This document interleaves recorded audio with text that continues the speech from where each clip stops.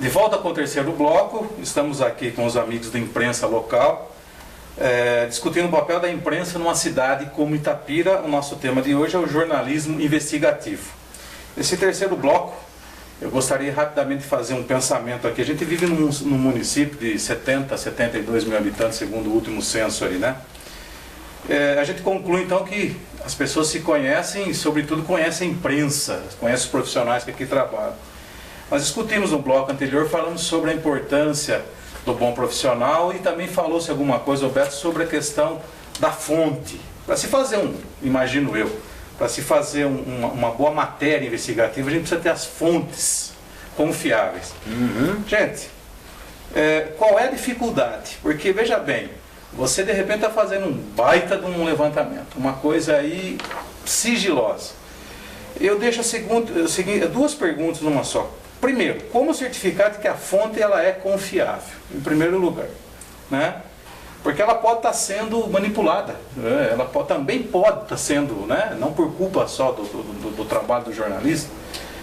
E como preservar essa identidade, já que no bloco anterior nós falamos que, no caso do rádio e da TV, a gente muitas vezes tem que mostrar esse pessoal. E você sabe, uma cidade como a nossa não basta colocar só uma tarja ou esconder, porque às vezes a voz e a fonte em si, aquele documento já diz quem é. Vamos lá? Olha, eu vejo essa questão como ela é fundamental para o jornalismo, né? Essa questão do papel da fonte, né? Porque é ela que muitas vezes, a maioria das matérias ou é decorrente de uma fonte já existente, né? Ou seja, você vê uma matéria e dela você intui novos acontecimentos, e aí você pode desenvolver algum trabalho nesse sentido, ou então aquela informação que chega vindo de algum lugar, né? Evidentemente que com o tempo você vai estabelecendo uma relação com essas pessoas que informam, né? É evidentemente que aquela informação que chega do nada, então tem que ser visto com maior cuidado, né? E quando essa informação ela chega de alguém mais da sua relação, ou que você já está habituado, você até sabe qual é a intenção dela de passar aquela informação, porque as tendências estão postas aí, né? Então eu vejo que essa discussão, né, da fonte, nós vamos voltar a esse assunto mais especificamente depois, ela é uma discussão complexa, né? Mas a fonte ela vai depender principalmente da capacidade do olho, né, ou ouvido, né, de quem pega essa informação. Eu já acho um pouco diferente, Nino. Acho que cada notícia tem duas fontes. Sim. A fonte da ação, o que está fazendo a ação, e a fonte da vítima, que está sofrendo a ação, às vezes uma retaliação, às vezes, sei lá. Então tem duas fontes. Uma dessas duas pode ser a sua fonte da notícia. O ideal é que uma confirme a outra. Mas quem está fazendo uma ação deletéria não vai nunca confirmar.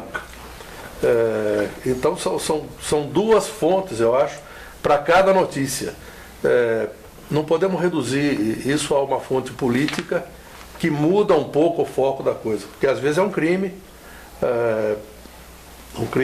banal, um roubo, sei lá, algumas coisas. Então não pode ser só a fonte política que tem outros interesses. Mas vamos lembrar aqui, Betussa, que a gente não está falando a fonte só no boca a boca. Eu vou até mais além. E a fonte documental, como a gente vê as grandes revistas, uma Veja, sempre que entra com documentos lá. Por exemplo, você vê em site como o Cala, uma pessoa entra lá e faz uma denúncia. Ele tem o caminho, né? O site hoje propõe isso, mas não tem uma documentação. Como tratar isso daí lá? Vocês tratam de que forma?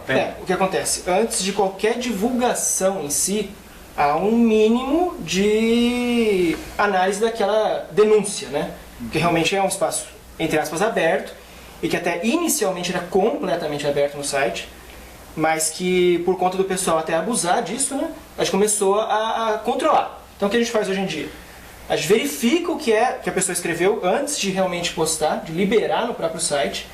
Quando é alguma coisa que a gente vê que não é algo banal, vamos dizer assim, que realmente vai afetar e que seja alguma coisa importante, a gente vai atrás de quem que está sendo comentado ou denunciado, o que quer que seja ali Vai no buscar próprio um outro comentário. lado, como disse o Betus. Exatamente. Porque, como ele comentou, as duas fontes, né, mas na verdade tem a terceira, que é isso, o que viu, a testemunha ou aquele que está inventando a história, né? Então a gente tem que verificar com certeza, de qualquer ponto que venha essa fonte, verificar a veracidade. Eu acho que aí nessa questão passa por dois principais pontos, que é objetividade e imparcialidade, tá?